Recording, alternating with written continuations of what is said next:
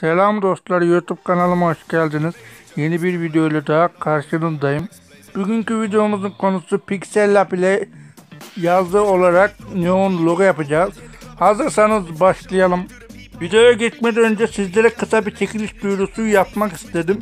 Çekilişimize katılmak için YouTube kanalımıza abone olup Instagram hesabımızı takip etmeniz lazım. Daha sonra çekiliş videosunu açarak katılıyorum yazıp ve iletişim adresinizde eklemeniz şart. Çünkü bu iletişim adresinizden size ulaşılacaktır. Bu şekilde yorum atarak çekilişimize katılabilirsiniz. Bu arada dostlarım, birden fazla YouTube kanalıyla çekilişimize katılabilirsiniz. Ama Instagram hesabında sadece bir kere takip etseniz yeterlidir. Sadece şansınızı arttıracaktır. Çekiliş ödüllerimizi bu videonun açıklama kısmında ve çekiliş videosunda öğrenebilirsiniz. Şimdi öncelikle dostlarım şuradan böyle bir arka plan yapacağız. Önce bir arka planı sonra yapalım. Önce bir yazılardan başlayalım. Şuradan yazıyı oluşturuyorum. Şuradan mesela ben kanal logomu gireceğim. Kanalları yanıp baş harfine. Tamam, ben buradan şimdi harflerin yazımı seçiyorum. Buradan ben bunu kullanacağım. Evet, şimdi ben bunu kullanacağım. Şu kadar büyüklükte veya şu kadar büyüklükte olsa yeter, gene yeter. Tamam.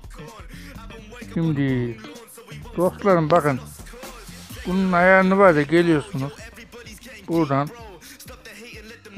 şöyle transparan haline getiriyorsunuz. Daha sonra buna stroke ekleyeceğiz, yani kenarlık. Buradan 3'e ayarlayayım. 3'ten beyaz yapıyorum. Evet, bu şekilde yapıyorum. İsterseniz 4 de yapabilirsin ama ben 3 yapayım. Daha sonra buradan rengisi ne olsun renginiz.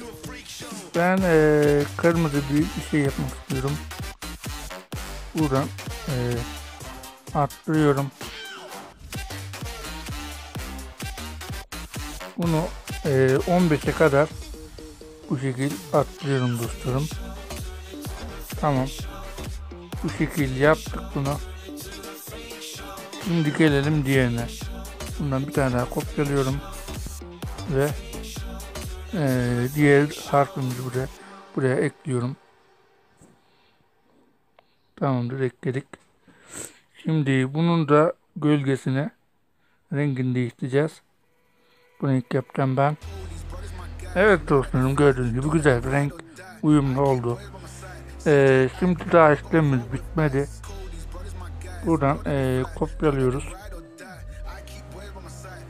Öncelikle şöyle.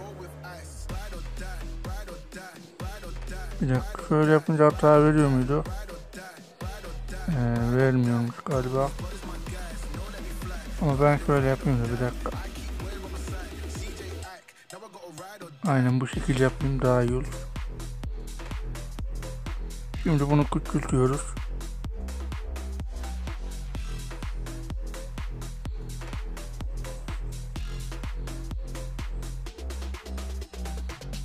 Evet, bunu kopyalıyorum. Daha sonra buradan rengini değiştiriyorum, gölgenin. Gölgenin rengini kırmızı yapıyorum. Ve harfimin ismini de bu şekilde yapıyorum. Hatta bence derim ki dostlarım, bakın şöyle de yapabilirsiniz, bak. Şöyle daha güzel olacağına eminim. Bunu şöyle kırmızı yapalım. Aynen bu şekilde, bak. Bu şekilde daha güzel durdu.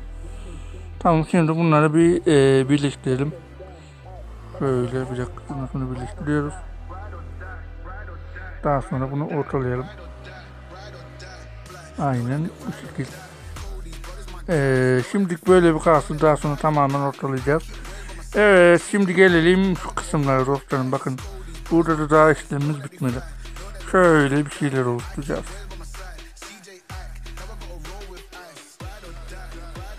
Aynen. Bunu bu şekilde yapalım, bir dakika. Tamam, rengi bunun ne olsun? Beyaz olsun. Tamam. Stroke verelim. Bir dakika. Neredeydi? Yok, bu mavi. Benimki olsun. Şöyle açalım bunu. 6'ya kadar. Ya da bir dakika. Bundan bir tane daha. Bunu bir sileyim.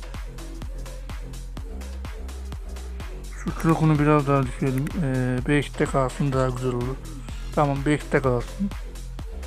Bunu da rengini ne yapalım? Mavi yapalım. Mavi yapıp atlayalım. Tamam. Şekil yapıyoruz. İsterseniz şu kısmı da mavi yapabilirsiniz. Ama size kalmış o. Ben bu şekil yapayım şimdilik bir. Tamam, bunu kopyalıyorum. Bundan bir tane daha kopyalıyoruz.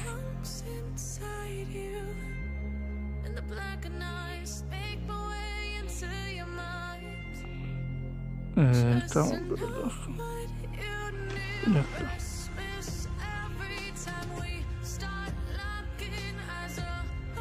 Tamam, aynen bu şekil yapıyoruz. Daha sonra dostlarım, bunu bununla birleştirelim. Biraz daha şey katalım, mavilik. Tamam, yeter bu kadar. Yalnız bunu kopyaladık da bu böyle bir kalsın, en iyisi hiç kurcalamayalım bunu. Tam böyle bir kalsın da bunların şöyle bir dakika.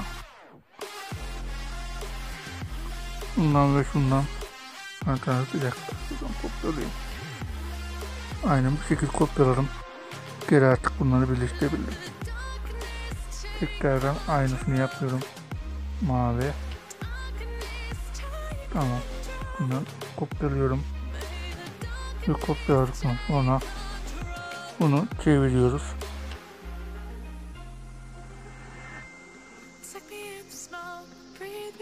Tamam, aynen bu şekilde çeviriyoruz. Daha sonra bunu da şöyle çevireceğiz.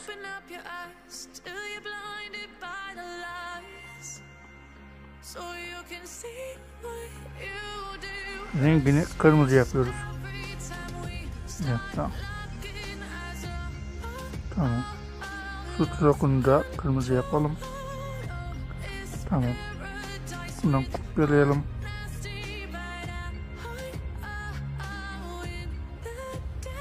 Aynen bu şekil olur, tamam.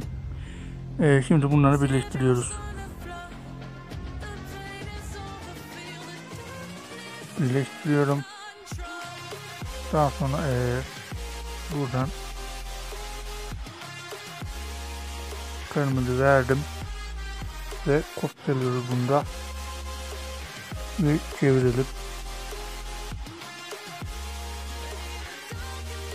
Buradan ayarlayabilirsiniz. Şöyle alt kısma doğru olacak ve şu kısma doğru. Bir dakika. Evet.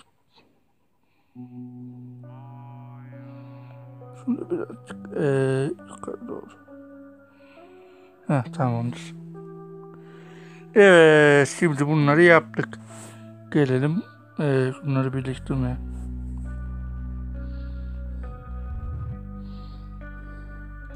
Tamamdır, bunu birleştirdim. Yukarı ekliyorum. Bunu da aynen şöyle, bir dakika.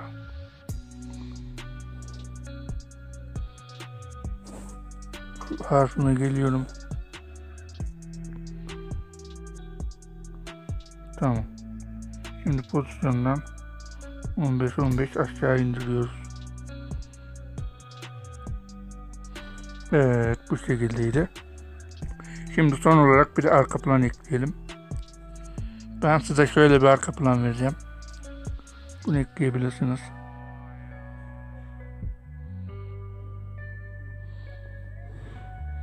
Bunu topaç yapalım. Daha sonra en arkaya geliyoruz. En arkadaki arka planımızı rengini siyah yapıyoruz.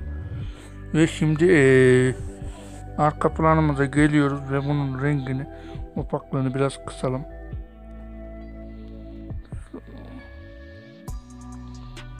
Çok fazla değil. Ama hafif bir opak olsun. Aslında şöyle bir şey yapmayı istiyorum, bir dakika. Tamam. Böyle kalsın. Daha sonra bunu ortalıyoruz. Şimdi bunu büyütüyoruz. Bunun rengi böyle beyaz kalabilir. Veya renk değiştirip iki tane renk yapabilirsiniz. Mesela şu kısmı kırmızı yaparız. Tamam mı? Bunları en alt kısma alıyorum. Şimdi bunun rengini ben bir değiştireyim. Arka üstünde olacak. Tamam. Şimdi ben bunun rengini mavi yapayım. Bunun rengini de kırmızı yaptık. Buradan kendinize göre ayarlayabilirsiniz.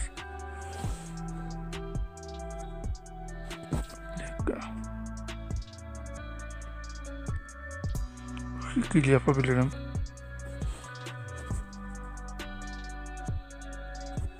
Şunların değil mi ya? Neredeydi, burada mıydı? Şöyle yapayım.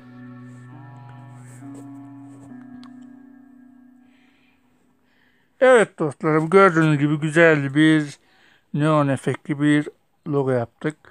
Bu şekilde oldu. Videoyu beğendiyseniz beğenmeyi, kanala abone değilseniz abone olmayı unutmayın. Kendinize iyi bakın. Görüşmek üzere.